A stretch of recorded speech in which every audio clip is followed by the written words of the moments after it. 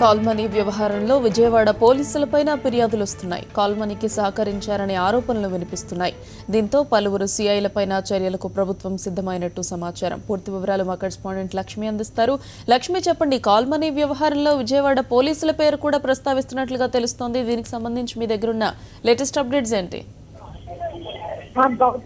Call money వ్యాపారాన్ని police అధికారులతో పాటు ప్రభుత్వం కూడా ప్రతిష్టాత్మకంగా తీసుకుంది. ఇప్పటికే కాల్ మనీ వ్యాపారుల ఇళ్లు, వాళ్ళ ఫైనాన్స్ కంపెనీలపై కూడా సోదాలు చేసి వారిని ఇప్పటికే అదుపులోకి తీసుకుని విచారిస్తున్న పరిస్థితి ఇక్కడ. అయితే ఈ కాల్ మనీ వ్యాపారానికి ఎవరైతే సహకరించారో పోలీస్ కమిషనరేట్ పరిధిలో వాళ్ళందరి మీద కూడా సిపి గౌతమ్ ఉక్కుపాదం మోపారని చెప్పవచ్చు. దానిలో భాగంగానే ఈ కాల్ మనీ వ్యవహారం వెలుగు చూసిన వెంటనే పటమట సిఐ దామోదర్ అప్పటికే సెలవు పెట్టేసి వెళ్ళిపోయిన పరిస్థితి. కాల్ మనీ వ్యవహారంలో పూర్తిగా సహకరించారన్న ఆరోపణలు ఆయన మీద ఉన్న నేపథ్యంలో ఇప్పటికే ఆయన పటమట సిఐ దామోదర్ ను ట్రాఫిక్ సిపి గౌతమ్ సవాంగ్ బదిలీ చేశారు. దీంతో పాటు పలువురు మొత్తం పోలీస్ కమిషనరేట్ పరిధిలో మొత్తం 5 నుండి 6 సిఐల పైన బదిలీ పడే అవకాశం ఉందని చెప్పి కూడా పెద్ద ఎత్తున వార్తలు వస్తున్నాయి. వీటితో పాటు సహకరించిన ఎస్ఐల పైన కూడా చర్యలు తీసుకునేందుకు సిపి గౌతమ్ సవాంగ్ రంగం సిద్ధం చేశారు.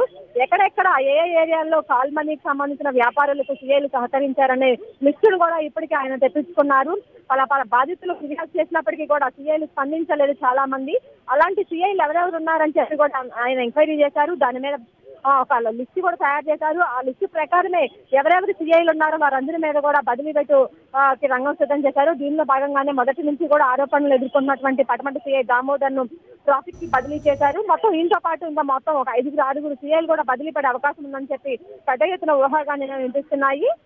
మొత్తం దీనికి కాల్ మనీకి సంబంధించి పూర్తిగా సహకరించిన వారిలో ఆరోపణలు ఉన్న వారిని సస్పెండ్ చేసేందుకు కూడా సిపి గౌతమ్ సవాంగ్ ఆలోచిస్తున్న పరిస్థితి ఇక్కడ కనిపిస్తుంది. అయితే పోలీసులను సస్పెండ్ చేయకపోతే తమ మీద ఎక్కడ ప్రభుత్వం విమర్శలు ఎదుర్కోవాల్సి వస్తుందని చెప్పి ప్రభుత్వం కూడా అలాంటి ఎవరెవరైతే కాల్ మనీ వ్యవహారంలో ఆరోపణలు ఎదుర్కొంటున్నారో వారిపైన తక్షణమే సస్పెండ్ చేయాలని చెప్పి గౌతమ్ సవాంగ్ కూడా ప్రభుత్వ అధికారులు సూచించారు. ఈ నేపథ్యంలో గౌతమ్ సవాంగ్ ఎవరెవరైతే సిఐలు పూర్తి స్థాయిలో కాల్ మనీ వ్యాపారులకు సహకరించారో వాళ్ళందరి పైన కూడా వేటుకు రంగం సిద్ధం చేశారు. గౌతమే. Lakshmi, thank you for the details.